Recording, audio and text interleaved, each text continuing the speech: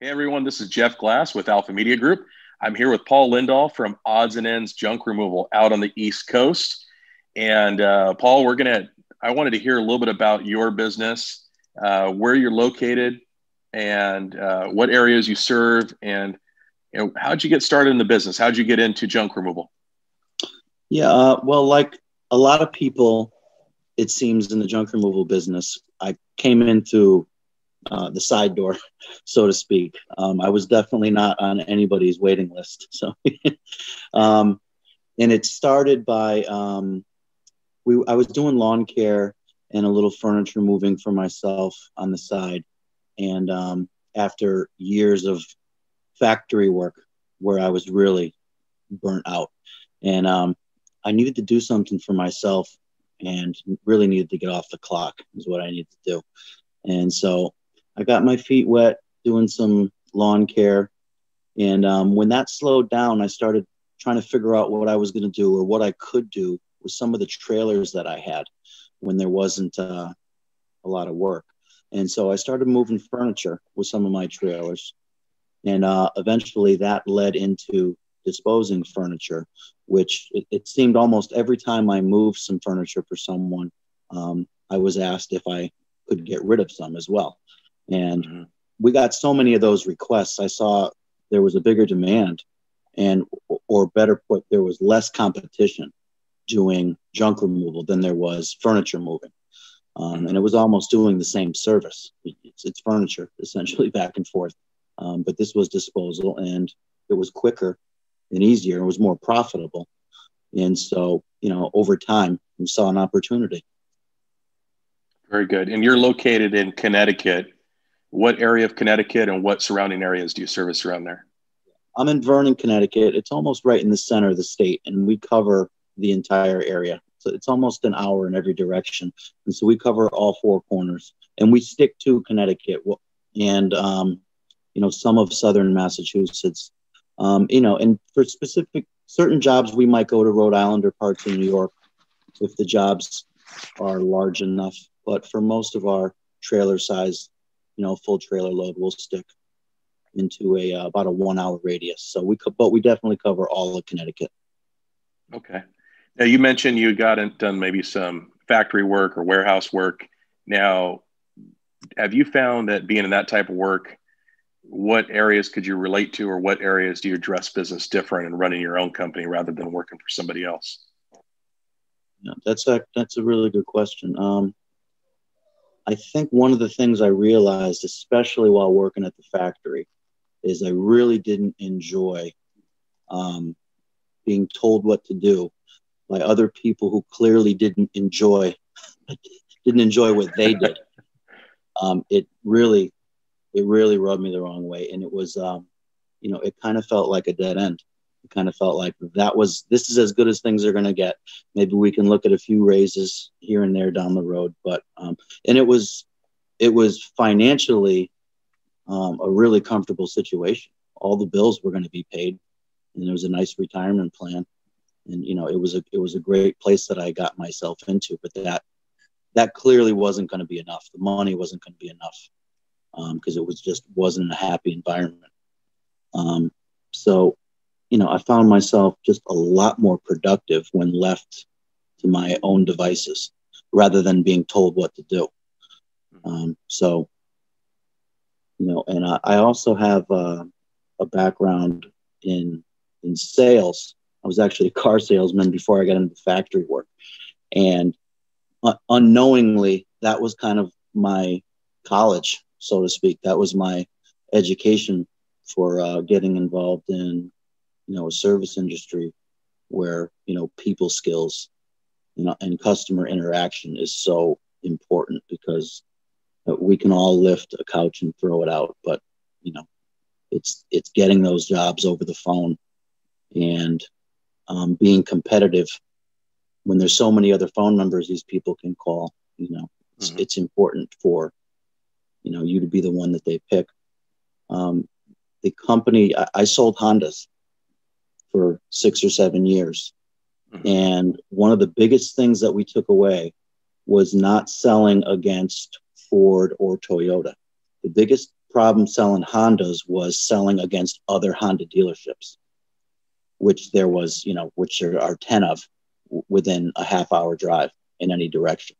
So really learning how to grind it out against your competition was super, super important. And that's kind of where we find ourselves right now. There's a ton of competition. Why are they going to pick us? And so that's a huge part of what I took away from the informal education all those years in sales. You and I connected, I'd say close to a year ago, the first time we had a conversation, and then we started working together roughly about 6-7 months ago. And we talked about, the way that we approach business, and you talked about the importance of branding, because there's a lot of junk removal and service businesses out there like, okay, I want to go get business, I'm going to run ads. And I will stress to them the importance of the branding piece. Hey, we're not for everybody. Our business is a little bit different. We focus on the marketing, the advertising side, but the branding is what is that constant piece that's going to be in front of people. It's the people recognize the arches, or they recognize the Coca-Cola symbol. What have you found, and why was it important to you to really say, look, I'm going to brand myself and not just be a junk remover. I'm going to be a business. What was going through your mind at that time to make that transition? So a big part of what we were up against is trying to figure out how to keep enough business coming in and step out of that weekend warrior side business mentality. How can we keep a truck busy for 5 or 6 days a week and for 8 or 9 hours a day or 10 hours a day? And it's not that easy to do. Initially getting off the ground, when we started taking this more seriously, we figured we could just dump as much money as we could into Google ads and thought that everything was just going to fall like rain out of the sky. And that doesn't work. It doesn't work. And if it does, it's really only temporary. It is. And so we started looking around and trying to figure out what we were missing. And that's when we bumped in to all of this SEO stuff that's being done out there and all of this cool technology that I really have no experience or background in. And you really start seeing how companies out there are taking advantage of branding themselves and basically telling a story, as what they stand for, letting people know who they are, rather than just being a truck that pulls up. And so the more that I've seen this type of SEO approach going around, the more you start believing in the concept. And it became clear that it was the only way that we were going to reach enough people to be busy long term. Again, just throwing a certain amount of money at Google just wasn't enough, and it doesn't work. So the long-term approach, especially for getting the quality customers that you're looking for, not just looking for a quick sale, but looking for somebody who's going to trust you and call you down the line when they need something. And we see so much of that in the last year. So much of our workload is repeat business. It's a huge part of what we do. And this branding, if I had begun the branding process 2 years ago, I'd be in a completely different place, but we kind of had tunnel vision and didn't have a lot of insight as to what was really going on out there. And so, opening our eyes to the branding concept, has been a whole new ballgame for us.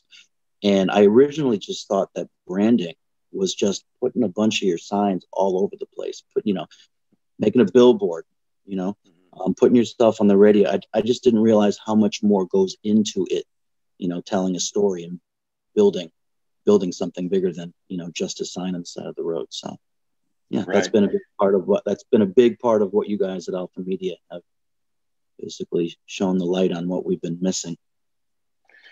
Now, in the industry of junk removal, I would say, as we find, like trying to register these junk removal categories online, they'll put it under waste management. It seems that it's not a newer type of business, but it's still new enough that it's our responsibility to enlighten communities, our clients, about what junk removal really is. Because back in the day, before some of these franchises or different companies came out, is that there wasn't really a junk removal niche. It was the landscaper, or you would have to kind of figure out how to do it yourself. And we live in a different fast moving society where people don't have trucks and trailers at their disposal. And, it's a process. So how would you educate someone in a couple sentences on what is junk removal? What can they expect? If I say landscaping, I say carpentry, or someone says that to me, I'm going to have some questions, right? Because that can mean different things, but I still understand the broader definition. How would you define junk removal for clientele out there? Yeah. So part of what you're asking, what's really interesting that I don't hear a lot of people talk about in the junk removal industry is that there are so many people that contact us kind of by accident, whether it might be a neighbor or they may have stumbled across something online or on Facebook and where they weren't really looking for us. And so many people say the same thing. We didn't know a company like this even existed. And even with bigger companies like Got 100, 1-800 Got Junk, companies like that have been around so long, there's still people out there that don't know that these types of companies are even around. So there's clearly a ton of stuff that is sitting in people's basements, in sheds, in garages, and these people just don't know that they have, an option out there. And that's exactly the answer to your question. Everybody has a spot in their basement or their attic, shed, garage, and they don't know that there's an option out there where they can pick up the phone and have it gone. A lot of times people will tell us, we've been looking at the same pile for 30 years. And we called you yesterday and it was gone in less than 24 hours. And they are beside themselves that type of service even exists, and we just come in unattached to the emotion of all of that stuff because it's not our baggage. And so we can come in and just provide the labor, a little bit of patience and sensitivity to the fact that these are some items they might have, held dear for a long time. And we just get it done for them really quickly. So, there's so much that this industry has to offer to people that don't even know this service exists. And so there's lots of things that we can do to branch ourselves out there and reach all of those people. And it's one thing when we're competing against one company against another, but it's another thing for a company like myself to try to reach out where no one else is looking and try to find those folks that don't know we're out there or the service is out there, period. So. Right. I remember growing up, you and I are similar in age, right? We're from the same generation, right around the Gen X generation, right? They call us the confused generation. We don't know if we want to watch something, read something. And some of us were kind of a product of our parents, but we're also rebels in our own right of how we want to do things. I remember being around my godparents and they had just stuff. They were part of raising me, my godparents back in San Jose. And there was just stuff stacked everywhere. And I remember as a kid asking them, why are you keeping all this stuff? And we're keeping it for the kids. And then they pass away and they've since passed away. And I've seen this story, not just exclusive to them, but the kids will come and they'll be like, throw it away. I've noticed there's such a difference in generations that the baby boomers and even the Gen Xers, and you get into like millennials, that I've really started to adopt more of this minimalist philosophy. I had Josh Sperling and Doug Calhoun come out to my place, and I think they were a little surprised, but I don't own a whole lot. I got a family, but I'm just not into stuff. I'm not into things. My wife and I don't really care. And I've noticed that with this generation where you'll have people passing away and they're going to leave it to their kids, but their kids don't want it. I've seen gold and silver and game boxes and books just thrown in the trash because they're like, I just don't want this stuff. Are you noticing that type of thing out there where there's kind of are you taking inventory where how people approach hoarding things or getting rid of things? Do you think it's a generational shift that's happening right now, or is this just something that I'm seeing? No, absolutely. And there's another part to what you're talking about when it comes to parents and their kids. A lot of the parents that I talk with will tell us that they've got a bunch of stuff in their their basement, for instance, that their kids told them they were going to get to. We're going to handle this, Mom. We're going to handle this, Dad. And the stuff ends up just sitting there Right. for years. And so they're never reaching out for any help because it's always something that somebody has told them they're going to get around to. But there's definitely a big difference in, a younger generation in terms of keeping stuff. And, and everything in this generation is smaller, more compact. It goes up on the wall on a flat screen. It's not a giant console. It's not a big armoire. People just aren't shopping for big things that take up space. It seems like the younger generation wants their floor plan back. Right. Their open space. Yeah. I agree. So I think, and what I've seen, having come from this industry too, I was raised blue collar, is that there's an emotional side to this, that people feel this great sense like they're purging something, right? Like, hey, I got that stuff rid of the garage. What do you find your job is when you're on the job? Are you just there to just to get the junk and get out? Do you find yourself coaching clients? Do you find yourself addressing safety issues? What do you find were maybe some of the surprises, or maybe you weren't surprised by them, but it might be surprises to others? This isn't just junk removals of what I'm getting to. My background is in behavioral therapy, and people say, well, why aren't you using your degree? I said, man, I talk to a lot of clients. I'm using my degree every single day, So what have you found that kind of surprised you? You've been in this for several years now. What have you found that's something you can share with the audience, that it isn't just junk removal, it's also what are you running across out there in the field? Yeah. So you just jogged my memory. One of the first bigger jobs that I was on, we had an old mirror that was part of a dresser that was really important to somebody. And about halfway through the job, one of my helpers had brought the mirror into the truck, and they tossed it in the truck like it was a basketball. And this mirror shattered so loud. I've never heard anything that loud in my life. And I was standing right next to the customer, and I will never forget the look on their face when they heard that mirror break. And it certainly wasn't something intentional. It was just, we were hustling and we were trying to get the job done. But it really, I will never forget that moment, because it really opened my eyes to how much something, even if something's headed for the landfill or to be recycled, there is probably some emotional attachment to a lot of the pieces out there. And people will usually come right out and tell you how hard it is to take something away. But there's a lot of times where they might be choked up and they're not willing to tell you how much it means. And so they're just doing their best to deal with the fact that you're taking away something that belonged to their grandmother, or or it might be a bench they sat on when they were 5 years old and, were learning to play piano with their grandparents. So, as a result of that moment, I might be one of the quietest junk removers in the business right now, because I ask my helpers to tiptoe when it comes to, certain pieces of furniture when they go into the truck. There will never be anything broken or shattered in anybody's presence again after that. So it certainly brought me a lot closer to how tied to people, tied to things that people can be. Yeah, you end up being a counselor. I was talking to the owner of Get My Junk, William Pierce, about this. We're talking about EQ, which is your emotional quotient, which is IQ is fine. We can talk about IQ all day, but you can sit in a box or sit in a classroom all by yourself and have a high or low IQ, but it doesn't say anything about your people interaction.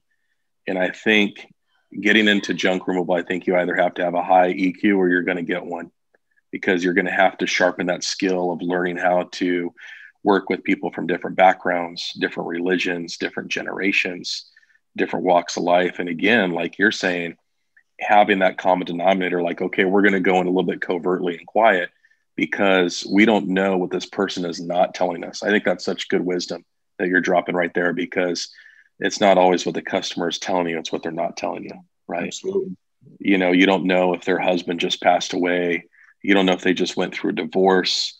You don't always know the circumstances, and you're coming in and, and I've seen a situation where a mom and a dad split up, and the mom wanted everything out of the house.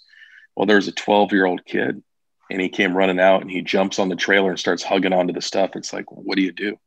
What do you say? The kids looking at us like, don't you dare take our stuff. And it's like, you're in the middle of a situation. And fortunately, I had my background to rely on a little bit. I'm not claiming to be an expert, even though I've had professional training. I wasn't sure what to do, and I've had professional training. So my point is, I can only imagine when someone's had no training, what do you do in that situation? Hey, get off there, kid. You know, you have to walk through the situation because those things represent his dad, who's not around anymore, right? And so I think each situation's so unique. And then the extension part of that is you have to prepare your team. Hey, we're not here just to it's not the same as movers, because movers, you have different challenges. You're moving it from one location to the next. Safety, facilitation, important items. But when you're taking something that's junk, but it's also a treasure, how do you handle that? What are some ways that you've taken some situations or an example where you've had to, like the mirror, that you've maybe had to train or educate your staff? What are some other things that you teach them besides just coming in quiet, you as the boss? What is your role? What do you teach your folks that work for you so they can best interact with your clients? Yeah, a perfect example to that question.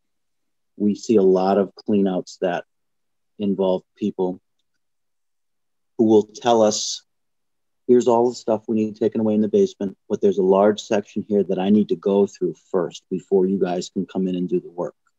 And the minute you hear that, what they've done is they've given themselves another opportunity to put this job off. And so you might be there with an estimate, but when you hear that, I really step in and let people know that if we can be, we might be a bigger help if we can come in and help you separate first some of the items that you want to go through, okay, and get all the pressure off of you and let us tackle some of the bigger items. And that's exactly what I let the workers or helpers know. If we're coming on a job like that, like we're going to go low key, we're going to take our time with this, and we're going to make sure to set A, B, and C aside. And we're going to give them the time that they need to handle some of these boxes and some of the smaller items that they want to pick through. And in the meantime, we stay busy with the bigger pieces of furniture. And whatever they're going to hang on to, we always offer to stack back up as neatly as we can. And, it keeps the process moving, and it takes all the pressure off of them because they've got some people they feel like that are there motivating them and that are helping them get through this stuff. And it's always a different kind of job than just picking up a bunch of construction debris. That's obviously a different motivation, and you're obviously going for speed right. But when we're coming up on jobs, and almost half of our work involves something where we're putting things aside because people really need that final push to get through this stuff. It's very easy for people to come up with a few more reasons to put this off down the road. And you probably aren't going to hear from them again, is the truth. Sure. What I'm hearing is really conscientiousness. You have to take inventory of the surroundings. What's the client going through, your team? Do they need something taken away and now, taken away later? I read a study by a company called Hartford. I think it's out of Connecticut area. And Hartford something, and they talked about the number one quality that someone looked for in an employee was conscientiousness. Are you aware of what the team needs? Good self-awareness, awareness of your surroundings, I guess, would be the short definition of it. You've been in business for a while. This goes on your YouTube channel. People are going to find it here or find it on my channel. If you could give a message to your customers that you've worked with over the years, kind of like a encompassing message, what's something you'd like to share with your customers that you've serviced up until this point, about odds and ends, about how they've helped you get to where you are? Would you like to share something with them on this channel? Yeah, absolutely. We owe a lot to the community here. We have seen so much repeat business based just on word of mouth. And so much of that comes from trust, from the moment of them having a problem that they need solved and not knowing where to look. And there's apprehension to making that first phone call. And there's a lot of people, I think most people who are calling a junk removal company probably don't have really high expectations.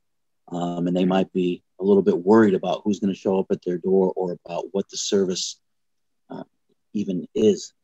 And so they're very relieved when they find, a super friendly voice that answers the phone, that is super attentive to what they need done.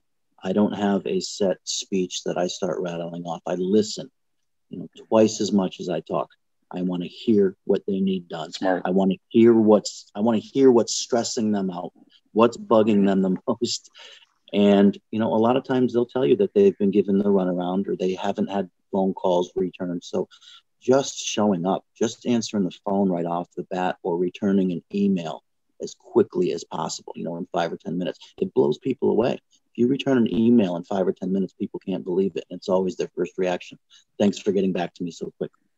And that's what we hear all the time. Thanks for getting back to me so quickly, and showing up. So much of our work involves people with move out dates. So they might be leaving an address and their closing date is on a Saturday, and their worst nightmare is being, stood up by either a moving company or a junk removal company. And so when they look up our reviews and when they look up the experiences people have had, they know they have someone who's going to show up on the moving day. And it doesn't matter if somebody's sick. It doesn't matter if a truck breaks down. There's another way we're going to get to you with another truck or with another crew member or whatever it's going to take to get that job done. So much, like I said, of what we do involves super important dates. A lot of what we do involves furniture being delivered. Might not be a move out, but it might just be new furniture coming in. And so getting there at 9 a.m. because new stuff is going to be arriving at noon is a big deal. And people are certainly concerned when they're calling a junk removal company. How punctual are you guys going to be? And in jobs like that, timeliness is a huge factor. So we take all of those things into consideration. What are the needs and how can we meet them? And how can we turn that customer into an awesome review and another sale down the road? Very good. Well, give us some information. I always enjoy talking to you, Paul, about all sorts of things. And I enjoy our weekly calls we have with our team. I consider you part of the AMG family, man. You've been here with us, and it's great that we're able to sharpen each other. I learn a lot from you guys too. I have you guys to thank because honestly, I take notes from all of you. I come into those weekly meetings and you guys are out in the field and learning that, hey, I don't always want to be the smartest person in the room, kind of that cliched phrase, right? I want to be learning from what you guys gather and teach me.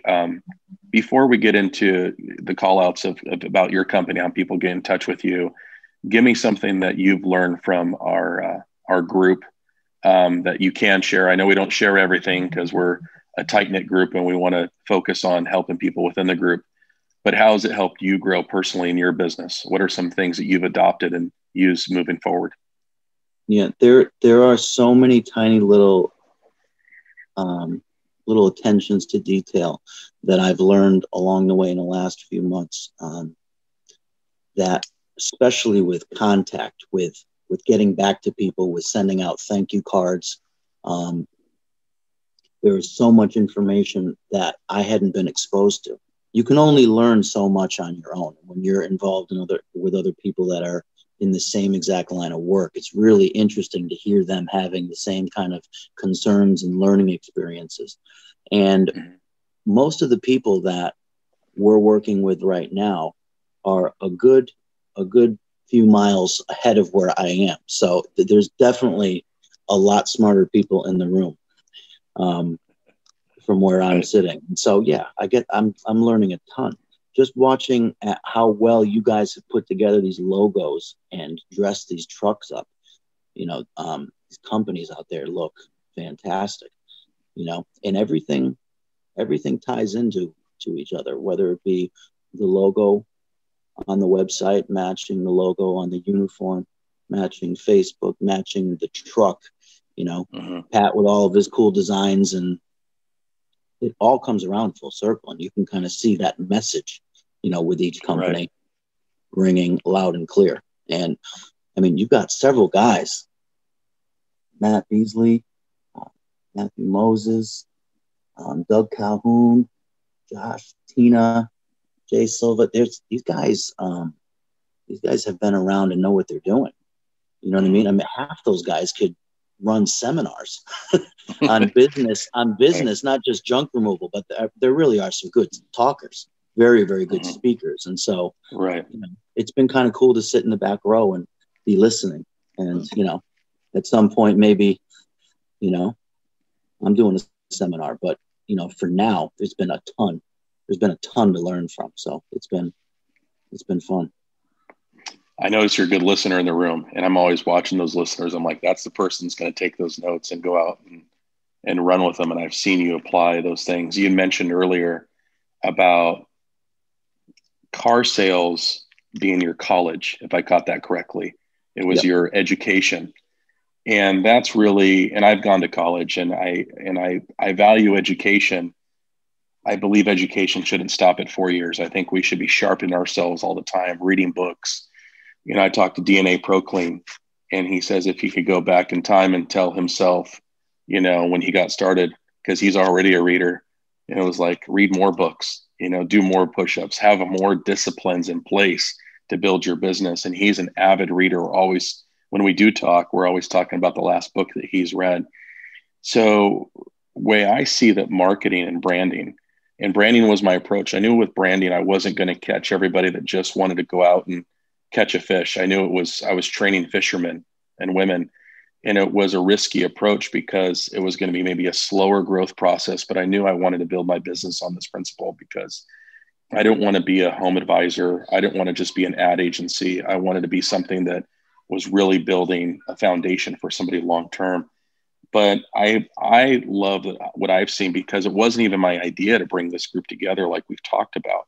It was clients that came to me, and I feel that we've built this, college or university type atmosphere where we're all able to glean and learn from each other.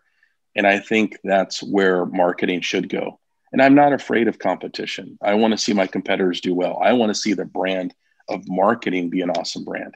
So I believe there's enough business out there for everyone that's doing it well. And I believe in what Jim Rohn says, don't try to put your competitors out, set the bar so high that they have to reach. And I know I'm chopping up his words here, but that's the concept. Yeah. And so I love that our group is more than when you step into what we're doing. And I give credit to the group. I'm not saying this for Alpha. Alpha has been part of it, but really that we've been able to build, like, it feels like a school. It feels like a school where we're able to mentor and talk with each other. And I get excited when I hear that you all are talking to each other on your own time. I learned this from so-and-so. And, Matthew Moses was teaching me about Google My Business, and I'm hearing these different things. And you'll find out as you reach into with some of these people, man, they're silent killers. These people are crushing the business. But I love what Moses said. He goes, Jeff, if I would have found something like this, he goes, I know how to do these things because I didn't have help. I had to go and teach myself. He goes, and I'm not proud of that necessarily. I'm happy to share that now. He goes, but I would have saved myself 2 to 5 years worth of time. Like you said, if you can go back 2 years ago. And I think that's the value. And that's the value I want people to know. Look, it's not just Alpha Media Group. You get access to Paul Lindahl. You get access to, Travis Mejia. It doesn't matter where you're at in the stage of the game, because people are going to identify with different people. I've heard a couple of people really talk about Jay Silva, who's newer, but they look at Jay Silva as a mentor. That's awesome. You don't have to be in this for 27 years to be considered a mentor. You could be brand new. So anyway, that's where I see that it's really grown and evolved. And to me, I would love to actually see other marketing companies do that. That's actually a goal of mine. If they're my competitor, fantastic. I think it'd be great if we just bring a more awesome brand to the industry. Yeah. And so comments or thoughts on that before we close out? Did you have any thoughts on that? Yeah. So whether it be junk removal related, or whether it be business sense, or whether it be accounting, or whether it be equipment, or whether it be internet, there are so many different topics that go on here that I would have never bumped into or educated myself. I'd be too focused on how I'm going to get the next phone call, not how I'm going to, keep track of all of my emails, or how I'm going to get involved in text message marketing and whatnot. There's so many things that are being discussed that, it's been a huge plus to have. So yeah, I couldn't have expected to get this much information, you know, and at times it can be overwhelming because you realize how much work there is left to do, you know. Right. Right. But fortunately, other people have kind of been through some of those hardships, and, you know, as they're giving away their experience, you know, they're making it easier for me to get through those bumps in the road that are inevitably gonna come. Absolutely. Well, tell us, Paul, how can we get in touch with you? We'll have it pop up here on the screen, but give us the website and some call out digits so we can get in touch with you, have clients reach you. I think you offer such a great service. I think your brand is really going to go far. And I think it's not, I see you as someone's not going to kick up your heels and, hey, this is who we are. I see your brand is evolving, but let us know how we can all get in touch with you. Yeah, you can reach us at 860-604-3851. We take calls 7 days a week. There's never a day that you can't get a hold of somebody. And if we miss you, it says it right on my voicemail. We're going to get back to you in less than 5 minutes. And that's what we do every time. You can also find us online, oddsandendsjunkremoval.com. You can find us on Facebook. You can find us on Instagram. You can find us just about everywhere. And don't hesitate to look us up on Google My Business, and you can read all of our wonderful reviews that our awesome clients have left us, and they've shared a lot of experience that they've had with Odds and Ends. And so, you know, if you're looking for any information about our company, you won't have trouble finding it out there because we're all over the place. So we appreciate it. Right. That's right. We talk about don't rank on Google, rank everywhere. And if you're watching this on Odds and Ends YouTube channel, hit that subscribe, hit that like button, leave a comment, and give us some feedback. If you have questions about the industry, if you have questions about marketing, if you have questions directly from Paul, we share the same value system. As much as we grow as business owners, we want to be reachable by our clientele and people that are out there that want to know about our industry. So thank you, Paul. Always a pleasure, my friend. All right. Thanks, Jeff. Good seeing you. Take care. Bye. Thanks for watching, guys.